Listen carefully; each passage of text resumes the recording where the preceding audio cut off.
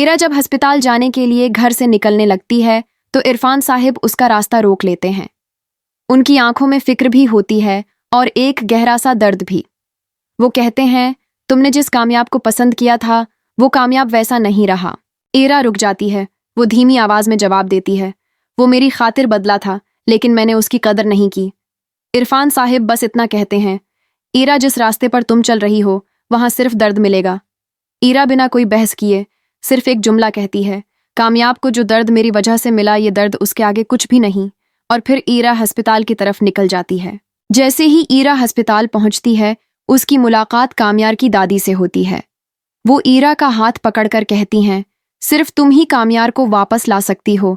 फिर वो इरा को वार्निंग भी देती हैं कि कामयार तुमसे मिलना नहीं चाहता लेकिन तुम्हें हिम्मत नहीं हारनी।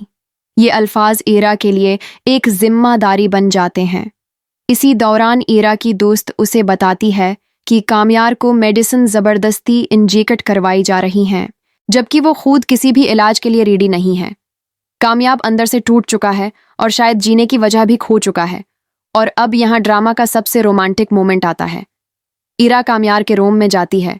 कामयार उसे देखकर फौरन कहता है, यहाँ से चली जाओ, मुझे तुमसे कोई बात नहीं करनी। इरा कहती है, मैं इस अस्पताल में काम करती हूँ और मैं तुम्हारी डॉक्टर हूँ। कामयाब खामोश हो जाता है। उसकी आंखों में गुस्सा भी होता है, शिकायत भी और कहीं ना कहीं मुहिब्बत भी। फिर इरा जबरदस्ती कामयार को मेडिसिन देती है। डिस्चार्ज के बाद डॉक्टर्स रिकमेंड करते हैं कि कामयार को किसी मेडिकल स्पेशलिस्ट की ज़रूरत है। कामयार के माँ बाप इरा से रिक्वेस्ट करते हैं कि अगर तुम विजिटिंग डॉक्टर बनकर कामयार का ख्याल रख लो तो शायद वो दोबारा नॉर्मल हो जाए। इरा बिना किसी शर्त के हाँ कह देती है। जितने शॉकिंग और इंटेंस पिछले 2 एपिसोड थे, आने वाले एपिसोड्स उतने ही ज़्यादा रोमांटिक होने वाले हैं। और अब आप सबसे एक छोटी सी रिक्वेस्ट कि जिस स्पीड से ड्रामा आगे बढ़ रहा है लगता है ये भी बाकी अच्छे ड्रामों की तरह जल्दी खत्म हो जाएगा। कमेंट में लिखिए एटलीस्ट 6 एपिसोड, ताकि हम सब मिलकर अपनी आवाज़ राइटर और डायरेक्टर तक पहुंचा सकें।